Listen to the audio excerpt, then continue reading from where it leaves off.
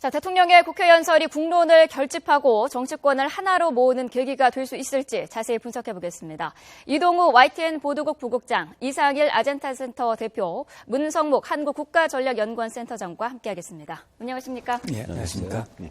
자, 먼저 대통령의 국회 연설 어떻게 보셨는지 간략한 평가부터 한 번씩 들어보겠습니다. 이제 아무래도 이제 개성공단 전면 중단으로 인해서 이제 남남 갈등이 유발될 가능성이 높지 않겠습니까? 네. 최근 각종 여론조사를 보면 물론 개성공단 전면 중단 결정은 잘한 것이다라는 그런 그 응답이 물론 50%를 넘어가고 있긴 합니다만 네. 여전히 이제 그에 대해서 논란이 있기 때문에 개성공단 전면 중단의 어떤 배경을 설명하고 그리고 이제 국민 단합을 호소한다는 이제 그런 의미가 있었던 거죠. 네. 자, 센터장님께서는 어떻게 보시나요? 결국 대통령의 이제 키워드는 국민의 단합이거든요. 물론 여야의 단결, 지원도 요청을 했습니다만 네. 북한이 지금 개성공단이라든지 최근에 우리가 취하는 조치들에 대해서 우리 국론 분열과 남남 갈등을 기도하고 있는 그런 상황 속에서 지금이야말로 국민이 하나가 돼야 한다. 다시 말하면 그동안 우리 정부, 역대 정부들이 북한의 변화를 위해서 화해, 협력, 지원, 개성공단 이런 기조로 해왔지만 결국 네. 돌아온 것은 북한의 도발이었다.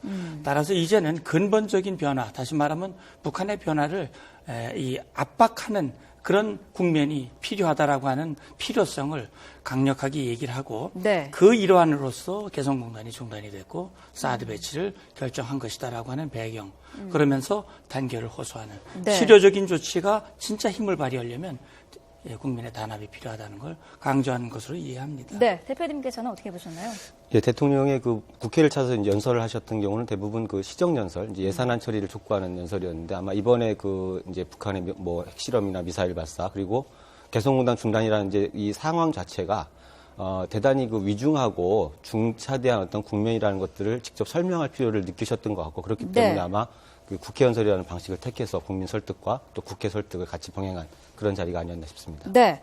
자, 앞서서도 말씀을 하셨습니다만 이번 그 연설의 형식에 대해서 애초에 뭐 여러 가지 분석들이 나왔습니다만 대국민 담화로도 할 수 있는 얘기인데 국회에서 했단 말이죠. 어떤 의미가 있을까요? 아무래도 이제 국회는 민의의 전당 아니겠습니까? 네. 이제 국회 민의의 전당 가서 이제 국회 연설을 통해서 함으로써 좀 또 대국민 담화보다는 좀 더 이제 설득력이 필요한 뭐 그런 부분을 이제 강조하기 위해서 결국 이제 국회에서 연설을 하는 뭐 그런 방식을 택한 것으로 보이고요. 네. 그리고 이제 오늘 대통령이 이제 이런 그 국가 위기, 안보 위기뿐만 아니라 국회에 또 이런 그 각종 법안들을 또 이제 통과시켜달라고 호소했지 않습니까? 네. 뭐 우리 북한 인권법이라든지 뭐 테러 방지법 그리고 노동개혁 4법 통과시켜달라고 했고요. 그리고 이제 그뿐만 아니라 이제 서비스 발전 기본법에 대해서도 상당히 많은 시간을 할애해서 네. 국회에서 빨리 통과시켜 줄 것을 이제 간곡히 호소를 했는데요. 네. 이제 그런 어떤 여러 가지를 이제 국회에 호소하기 위해서 국회에서 결국 그 연설하는 방법을 택한 것으로 보입니다. 네. 자, 대통령이 오늘 연설을 통해서 언급한 단어들을 저희가 분석을 해봤는데요. 화면으로 좀 보도록 하겠습니다. 자, 국회 연설 주요 어휘. 북한이 가장 많이 나왔습니다. 54회가 나왔고요. 국민이 29회, 핵이 28회 언급이 됐습니다. 아무래도 북핵과 안보에 대한 중요성을 부각시키기 위한 연설이었다고 볼 수가 있겠죠? 그렇죠. 대통령이 정말 초유의 이런 상황 속에서 국회를 직접 정기 국회 일정이 아닌 임시국회에서 정부 행정부의 요청에 의해서 국회에 직접 나와가지고 네. 연설한 것 자체가 바로 지금 상황의 엄중성을 보여주고 있고 특히 이번에 일련의 사태의 발생이 1월 6일에 북한의 4차 핵실험 네. 또 2월 7일에 있었던 북한의 장거리 미사일 발사 이걸로 고조된 긴장 분위기 속에서 네. 우리 국론이 사실은 북한의 잘못된 행동을 질책하고 그것을 변화시키기 위해서 하나가 돼야 하는데 여론조사에도 나왔듯이 상당수가 지지하고는 있으면 반대하는 여론도 못지않게 많고 특히 네. 정치권을 중심으로 이것이 북한을 향한 어떤 그 압력보다는 우리 내부의 분열과 혼란으로 이어지는 상황 속에 있었기 때문에 네. 정부의 일련의 그 조치들 현재 상황을 충분히 설명하기 위해서 국회에 나와서 얘기를 했고 키워드 나와 있듯이 북한이라든지 도발이라든지 핵이라든지 미사일 이런 내용들을 중심으로 키워드가 형성이 됐고 국민이라고 하는 단어도 꽤 많이 나오는데 우리와 국민 이것이 우리의 대응, 우리를 향한 위협 우리 국민이 하나 돼야 되고 일관성과 강력한 힘 이런 것들이 뒷받침돼야 된다 하는 것이 저 키워드에서도 나타나지 않은가 생각합니다. 네.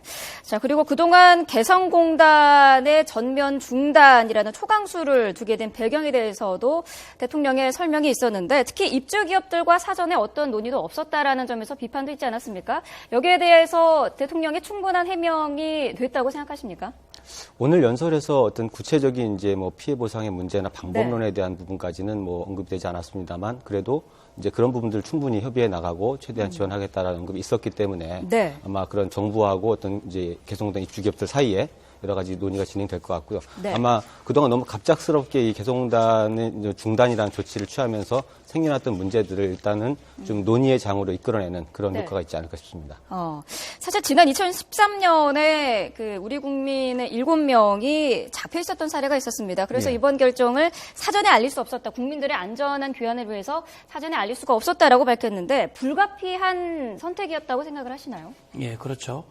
사실 개성공단 중단의 배경을 설명하면서 한 가지 강조한 것이 우리 국민과 기업의 안전 문제였어요. 왜 그러냐면 개성공단이 지리적으로 북한 땅에 위치하고 있지 않습니까? 네. 우리의 주권과 우리의 힘이 미치지 않는 곳에 있기 때문에 사실은 그동안 북한이 2003년 이후 지난 13년 동안 긴장이 고조될 때마다 그들이 우리에게 무언가 압박을 할 때마다 개성공단을 가지고 장난을 쳤어요. 네. 통행을 제한한다든지 또는 전화선을 차단한다든지 우리 국민을 억류한다든지 이런 조치를 취해왔기 때문에 사실 우리들 사회에서는 개성공단의 어떤 유용성을 인정하면서도 위험성에 대한 우려는 늘 가지지 않고 있는 상황이었거든요. 네.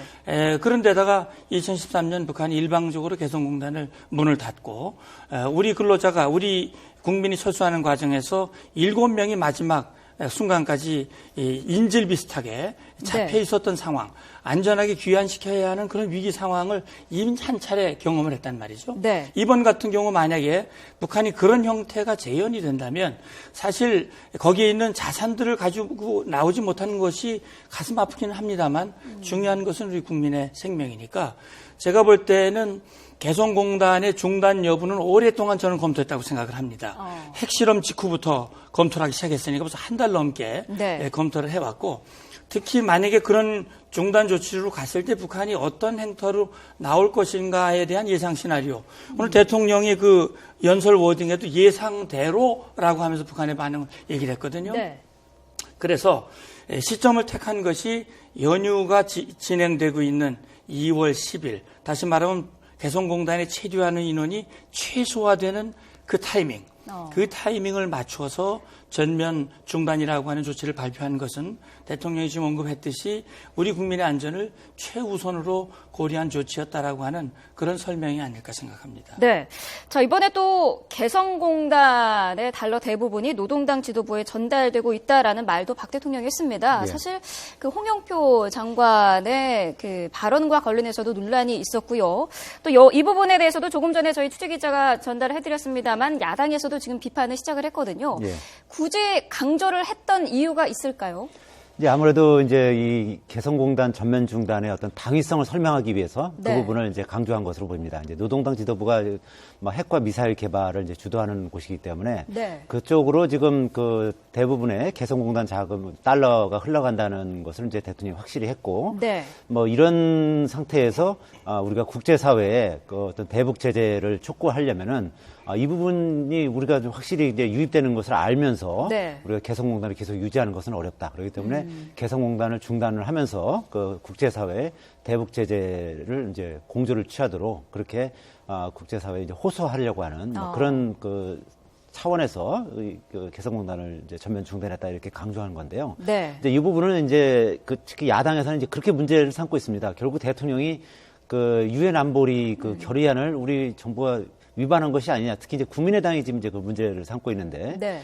그러니까 유엔 안보리에서 그 대북 그 결의안을 좀 냈지 않습니까? 대북 제재 결의안을 냈는데 네. 우리 정부가 그 이런 개성공단의 자금이 노동당 지도부에 흘러가는 것을 알면서도 계속 유지했으면 이제 문제다. 네. 그러면 언제 이것을 알았고 또 언제부터 이것을 알고 조치를 취했는지 이런 부분에 대해서 지금 야당이 이제 지금 문제 제기를 하고 있는 상황이거든요. 그래서 네.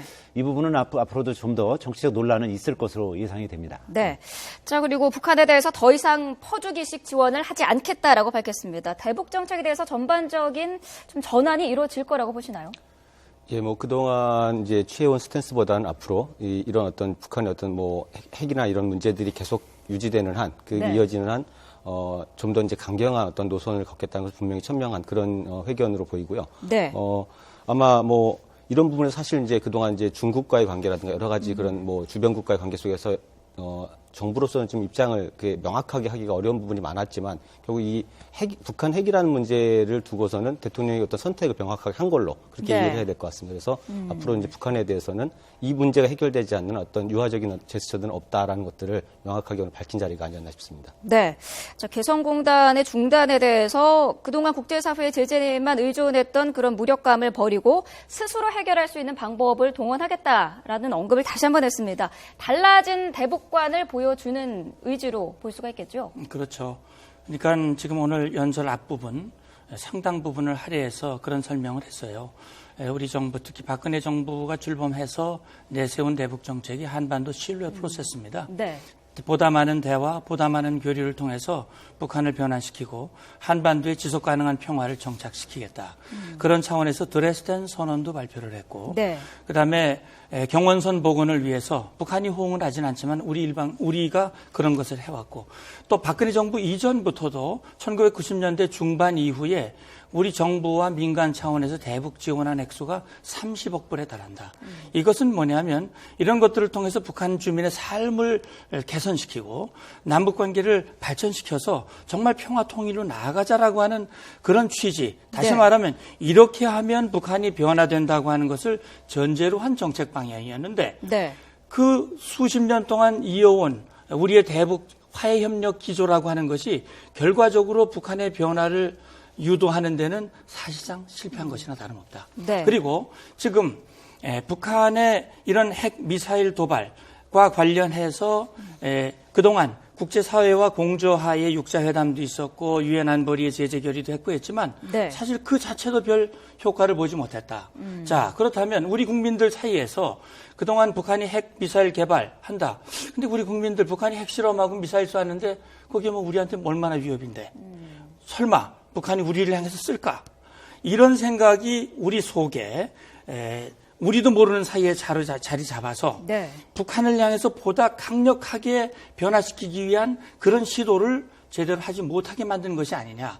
따라서 결국 북한의 핵미사일은 우리의 위협이고 그 우리의 위협을 극복하기 위해서 국제사회가 제재를 취하고 있는 이런 상황 속에서 우리가 뼈를 깎는 고통이 있더라도 개성공단의 문을 닫아서 네. 그 외화가 들어가는 위원님께서 말씀하셨지만 지금 개성공단에서 지급되는 근로자의 임금 있지 않습니까? 네. 그 임금이 근로자들에게 직접 지불되는 것이 아니라 조선노동당 39호실 서기실로 들어가는 것은 이미 확인이 돼 있는 사실로 알고 있습니다. 네. 그것을 달러는 노동당에서 가져가고 노동당에서 북한 근로자들에게는 원화 또는 물표로 지급을 하는 것이기 때문에 네. 결국 우리 기업이 주는 이 개성공단의 근로자의 임금이 노동당, 다시 말하면 김정은이의 주머니로 들어간다. 김정은이가 그걸 가지고 어디다 썼느냐? 주민의 먹는 문제를 해결하고 삶의 질을 개선하는 데 썼느냐? 김정은이의 통치업적, 핵미사일 개발 또는 우상화 이런 쪽으로 썼을 가능성이 훨씬 높아 보이는 것이 그건 상식적으로도 알 수 있는 일이거든요. 네. 그런 차원에서 지금 우리 정부가 근본적으로 정책의 기조를 전환할 수밖에 없는 그 배경을 대통령이 국회에 와서 직접 설명을 했다. 저는 그렇게 이해를 합니다. 네. 자, 그리고 논란이 가장 뜨거운 사드 배치와 관련해서는 구체적인 언급을 하지 않았거든요. 예. 왜 그랬을까요? 아무래도 이제 사드 배치가 이제 그 관련해서 특히 이제 중국이 지금 강력하게 반발하고 있지 않습니까? 네. 그리고 또 뭐 어느 지역구에 설치할 것인지 이런 뭐 지역구로 거론되는 지역 그 주민들이 또 반발하는 그런 상황이고 그런 여러 가지를 감안을 해서 아마 네. 오늘 그 국회 연설에서는 뭐 그 부분은 아마 포함시키지 않은 것으로 이렇게 풀이가 됩니다. 네. 아무래도 논의는 지금 어느 정도로 되고 있는 걸로 보이나요?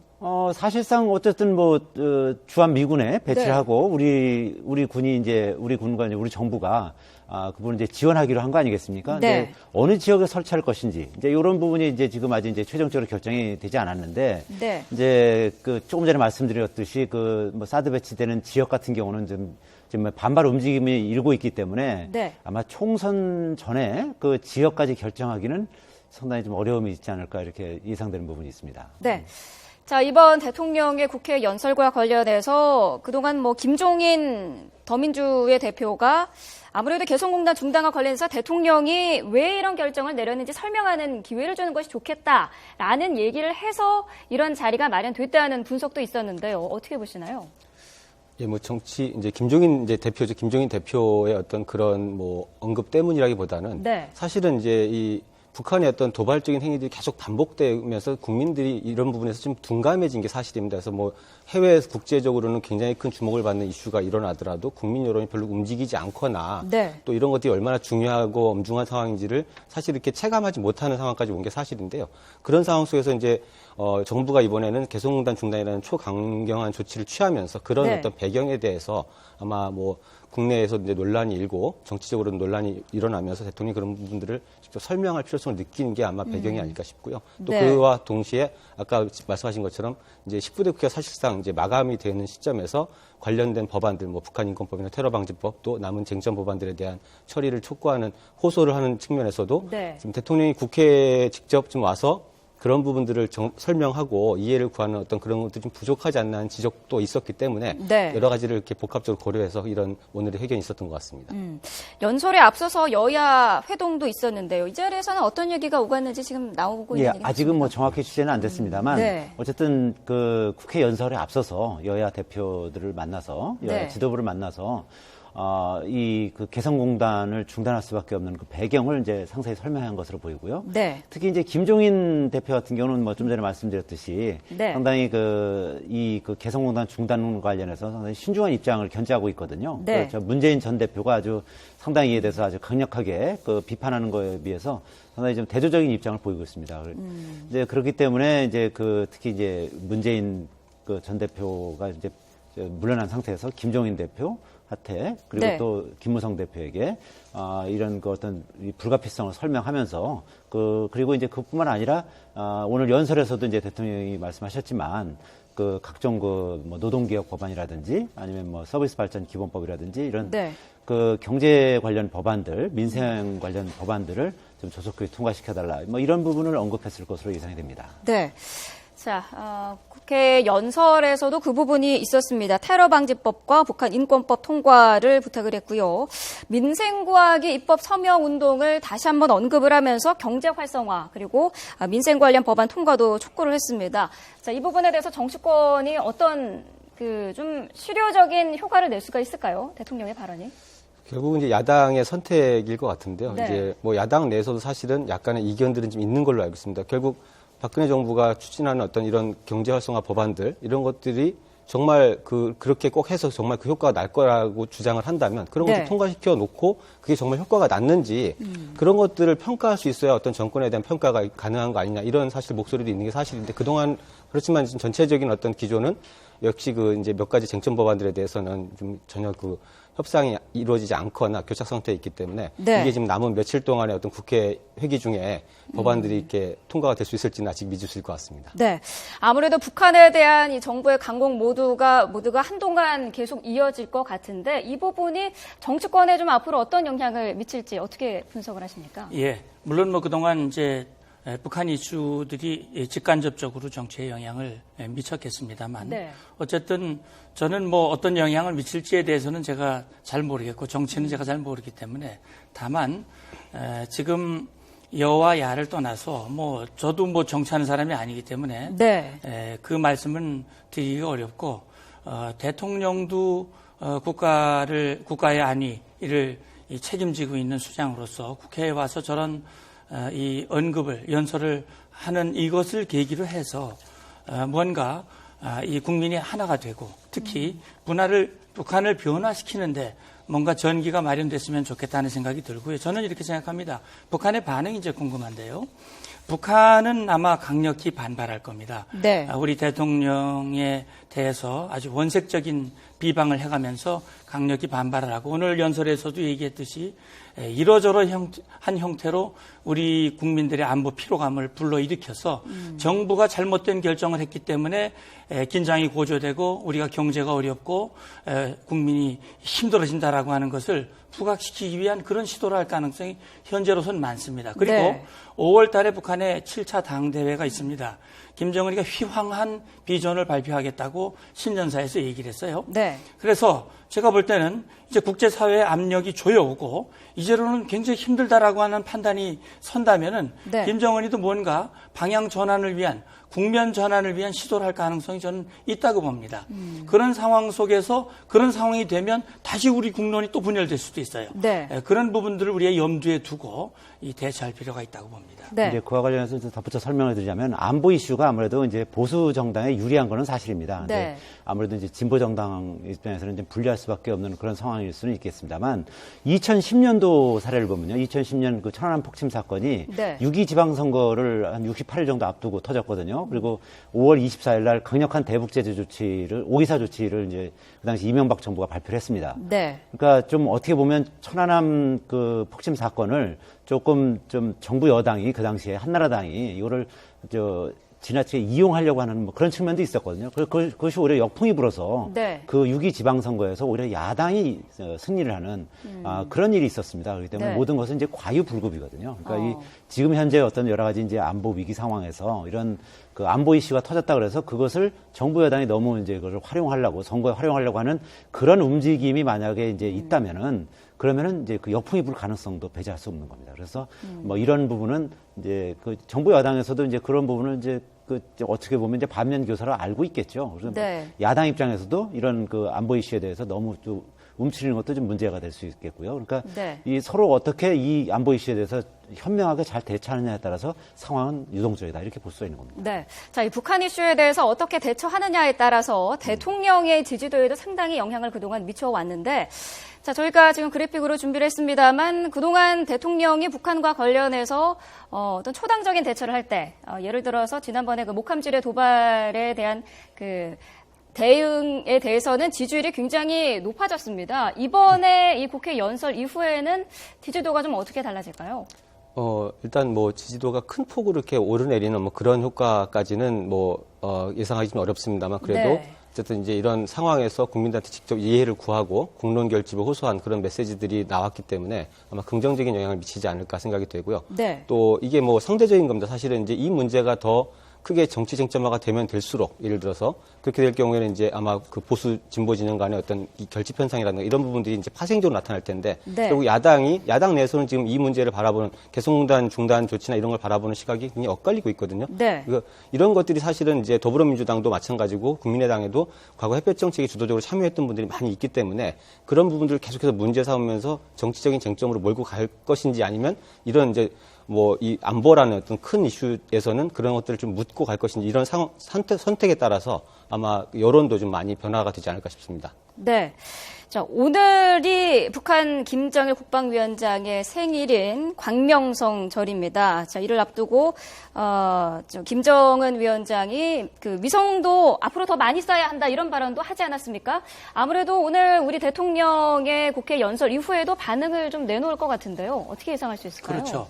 이제 어제입니까? 보도에 나왔습니다마는 김정은이 지난 장거리 미사일 발사에 그 역할을 했던 과학자들을 평양에 불러서 연회를 했어요. 네. 거기서 모란봉악단의 그 연주도 있었고 김정은이가 연설을 한 걸로 그 육성은 뭐 공개가 안 됐습니다만 네. 연설 내용에 지금 말씀하신 대로 이번에 그 장거리 미사일 핵실험에 의해서 장거리 미사일 발사는 민족의 존엄과 자존을 높인 계기가 됐다 이런 언급을 하면서 네. 앞으로도 이런 실용적인 위성을 계속 쏘아 올리겠다. 결국 위성으로 북한이 감추고 있습니다만 장거리 미사일 실험이거든요. 네. 그런 차원에서 국제사회가 아무리 압력을 가한다 하더라도 우리는 우리의 갈 길을 가겠다라고 하는 것을 보여주는 것인데 그렇게 생각합니다. 이제 북한도 전혀 이 상황 판단이라든지 이런 것들을 못하는 것은 아니기 때문에 네. 지금 김정은의 핵실험과 미사일 발사가 그동안에는 그런 거를 했더라도 국제사회, 특히 우리도 북한을 향한 그 제재라고 하는 것이 한다고는 했지만 솜방맹이와 같이 전혀 그들에게 고통을 주지 않았기 때문에 이번에 진짜 그들의 행동과 그들의 판단과 조치가 뼈아픈 그런 압박으로 다가온다는 것을 스스로 느낀다면 네. 아마 우리가 생각지 않았던 뭐 반발로 나올 수도 있고 변화로 나올 수도 있겠습니다만 어쨌든 두 가지 가능성을 놓고 다 대처할 필요가 있지요. 네. 자, 말씀 중에 뉴스 속보가 들어와 있는데요. 잠시 정리를 좀 해드리도록 하겠습니다. 자, 미국 전략무기인 F-22 랩터가 내일 한반도에 파견될 것으로 보입니다. 경기도 평택 주한미군 우산 공군기지에 전개가 될 것으로 보입니다. 북한의 4차 핵실험과 장거리 미사일 발사에 대응한 대북 무력 시위 차원으로 알려졌습니다. 자, 이번이 세 번째 미 전략무기 한반도 파견 사례입니다. 앞서 B-52 전략폭격기가 북한의 4차 핵실험 직후에 한반도에 첫 번째로 전개가 됐고요. 최근에는 또 미 핵잠수함 노스캐롤라이나호가 한미 연합 대잠 훈련에 참가를 했습니다. 그리고 내일 F-22 랩터가 들어오면 세 번째로 들어오는 겁니다. 랩터는 현존하는 세계 최강 스텔스 전투기로 북한 레이더망에 잡히지가 않습니다. 그리고 김정은 집무실을 정밀 타격할 수 있는 가공한 공격력을 보유한 것으로 알려져 있습니다. 자, 지금 F-22가 내일 한반도에 파견이 될 것으로 보이는데요. 앞서서 저희가 계속 언급도 했습니다만 사드 배치 문제도 계속해서 논의가 이루어지고 있고 패트리어트 미사일 3도 설치가 되고요. 또 F-22까지 이제 들어온다고 하는데 아무래도 군사적인 이런 스탠스는 계속해서 이어가겠다라는 의지로 볼 수가 있겠죠. 네, 이제 오늘 대통령 연설에도 그런 내용이 들어가 있습니다. 네. 북한의 그 불가측성, 즉흥성 이런 것들이 우리를 위협하고 있다. 특히 핵미사일이 이제 역량이 고도화되고 실전 배치가 눈앞에 있다. 네. 그런 상황 속에서 정말 우리가 군사적인 대비도 굉장히 중요하다라고 하는 그런 한미 동맹의 공감대입니다. 네. 동맹국이기 때문에 우리가 위협을 받게 되면 그걸 미국의 위협으로 간주하고 그 위협에 대처하는 것이 동맹이고 연합방이기 때문에 네. 지금 지난번 B-52가 괌에서 날아와서 수시간 안에 한반도 상공을 선의 비행을 한 것은 북한을 향한 강력한 억제력을 과시하는 것이거든요. 네. 이번에 이제 한미 연합 연습을 키리졸브 또 똑수리 연습을 앞두고 이 미국의 전략 자산이 한반도에 전개되는 것은 첫째는 북한을 향한 강력한 경고의 메시지이죠. 네. F-22는 금방 말씀하셨듯이 스텔스 기능을 가지고 있기 때문에 북한 레이더망에 잡히지 않고 네. 은밀하게 북한의 그 지휘부 또는 주요 핵미사일 기지를 타격할 수 있는 그런 역량을 가지고 있는 자산입니다. 네. 그 외에도 원자력 추진 잠수함이라든지 또 이 항공모함이라든지 이런 것들이 한반도에 전개돼서 현재 안보 상황 속에서 북한의 무모한 도발을 억제하고 미국의 대한 방위 공약, 다시 말하면 해구산과 핵 억지 전략을 가시적으로 시연함으로써 네. 우리 국민들에게도 안정감을 주고 아마 우리 경제에도 뒷받침하는 그런 부분들이 저는 있다고 생각합니다. 네. 자, 이런 지금 군사적인 준비와 경제적인 제재가 동시에 이루어져야 아무래도 그 효과가 가장 극대화될 텐데 이런 국제사회 상황을 지금 북한은 어떻게 보고 있을까요? 어떻게 받아들일까요? 예, 이제 지금 애써 태연한 척 하고 있지만은 어제 김정은 연설에도 그 반발의 내용이 나왔어요. 네. 국제사회가 자기들을 아주 옥죄이려고 하고 있다라고 하면서 이 지금 북한 이 군 실세에 있던 박영식 인민무력부장이 연설에서 죽탕을 쳐버리겠다, 북한식 용어로. 네. 다시 말하면 아주 박살을 내버리겠다라고 하는 형태의 협박성 발언을 계속 해나가고 있거든요. 네. 그러니까 지금 상당한 지금 반발을 지금 하고 있는 거예요. 그런데 결국은 이제 우선할 수 있는 것은 말로 하는 말폭탄을 쏟아낼 겁니다. 네. 2013년의 경우 북한이 2012년 말에 장거리 미사일을 쏘고 2013년 12월에 3차 핵실험을 했습니다. 직후에 나타난 북한의 반응을 보면 그때 안보리 결의 2094호가 나왔죠. 네. 그리고 나타난 북한의 반응이 정전협정 백지와 남북기본합의서의 불가침 분야 합의 불이행 네. 선언을 하면서 동시에 뭘 얘기를 했냐면 지금부터는 전쟁이다. 따라서 평양에 있는 외교관도 나가고 서울에 있는 외교관도 다 철수해라.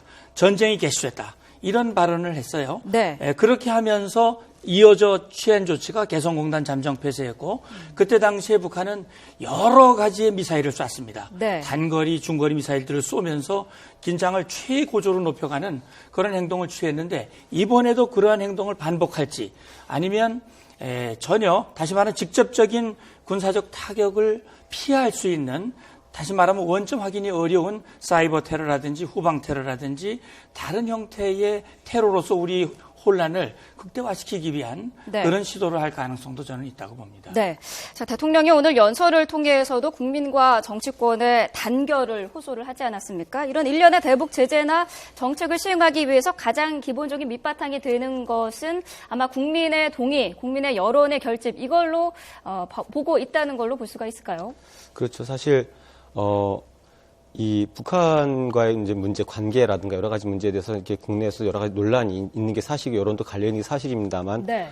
그런 것들이 심해질수록 이게 사실상 이제 뭐 총선을 앞두고 더 정치 쟁점화될 가능성이 크고 이런 네. 상황에서는 효과적인 어떤 그 정부의 그러니까 뭐 공론을 결집시켜서 어떤 액션을 취하기가 점점 어려워질 것이기 때문에 그런 부분들에 대해 중요하게 보고 있는 것 같고요. 네. 그러나 이제 최근에 뭐 이 사태 이후에 발표된 여론조사 결과들을 보면 사드 배치에 대해서 찬성한다는 여론이 67%라는 보도도 있었고 네. 또 개성공단 중단에 대해서도 뭐 찬반이 있습니다만 찬성 여론이 정부의 조치를 이해한다는 여론이 한 10% 정도 높게 나타났다는 보도가 있었는데요. 네. 근데 이제 이런 상황을 둘러싸고 아까 말씀하신 것처럼 북한의 이제 그 리액션이 되겠죠. 뭐 도발이나 위협이 계속되면서 한반도를 둘러싼 긴장이 계속 높아졌을 때 네. 과연 그런 원인들을 국민들이 어떻게 이해할 것이냐 굉장히 중요한 문제가 되는 거죠.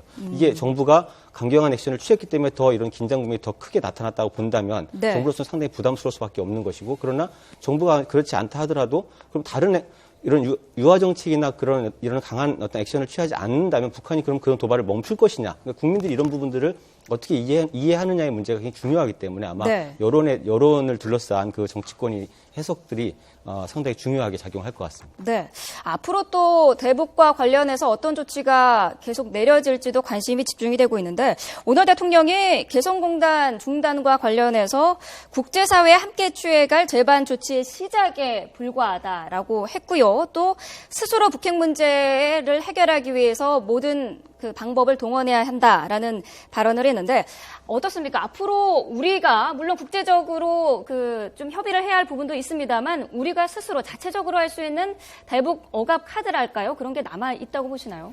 예, 있기 때문에 대통령이 그런 언급을 하셨겠죠. 네. 뭐 여기서 그걸 공개적으로 오늘 대통령이 그 구체적인 방안에 대해서 언급하지 않은 것은 아마 확고한 결정이라든지 방법이라든지 이런 것들이 분명히 정리가 되지 않았기 때문이고 네.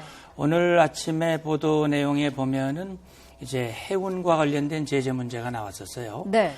지금 일본이 그 조치를 취했죠. 북한을 들렸다가 오는 선박은 일본에 입항할 수 없도록 네. 금지하는 조치를 취했는데 아마 우리도 그 유사한 조치를 취할 수는 아마 있을 겁니다.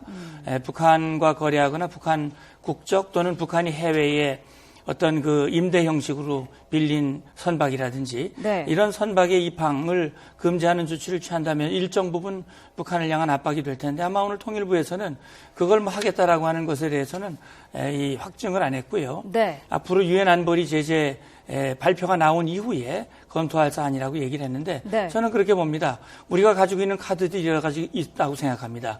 외교적인 카드도 있고 네. 또 대북 심리전 카드도 있고 인권 카드도 있고 경제적인 카드도 있고 가장 큰 힘은 국민의 결집된 힘이죠. 네. 국민이 결집된 힘을 보인다면 김정은이도 무릎을 꿇는다고 저는 보고 있습니다. 네.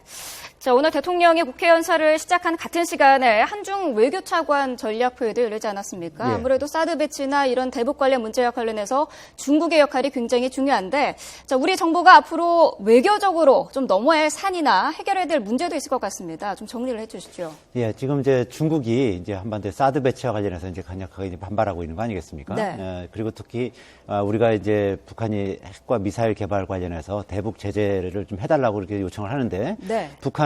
중국은 그에 대해서는 뭐 별로 크게 관심을 갖지 않고 네. 한반도 사드 배치에 대해서만 지금 이제 강력히 지금 반발하고 있는 상황이거든요. 네. 그러니까 우리가 전략적으로 그 중국이 가장 그 북한에 그 많은 지렛대를 가지고 있는 게 사실인데 네. 아직 그 지렛대를 활용을 하지 않고 있는 게 사실이거든요. 네. 그래서 예를 들면 뭐 식량을 뭐 원조한다든지 아니면 뭐 북한에 에너지를 공급한다든지 이런 부분에 있어서 얼마든지 이제 여러 가지 이제 유효한 수단을 가지고 있음에도 불구하고 중국이 지금 이제 그거를 지금 활용을 하지 않고 있기 때문에 그걸 활용하도록 우리가 지금 중국을 계속 유도할 필요가 있고요. 네. 그리고 우리가 한반도에 사드 배치하는 것은 어쨌든 중국을 겨냥한 것이 아니라 북한을 겨냥한 것이라는 이제 그런 부분을 이제 계속 설명을 하면서 네. 중국에 계속적으로 북한에 대한 어떤 그 계속 그 어떤 압박을 가하도록 그렇게 좀 요청을 하는 뭐 그런 전략을 구사할 수밖에 없는 거고요. 네. 이제 그런 부분에 있어서 이제 미국을 이제 전통적인 우방인 미국을 많이 이제 활용을 해서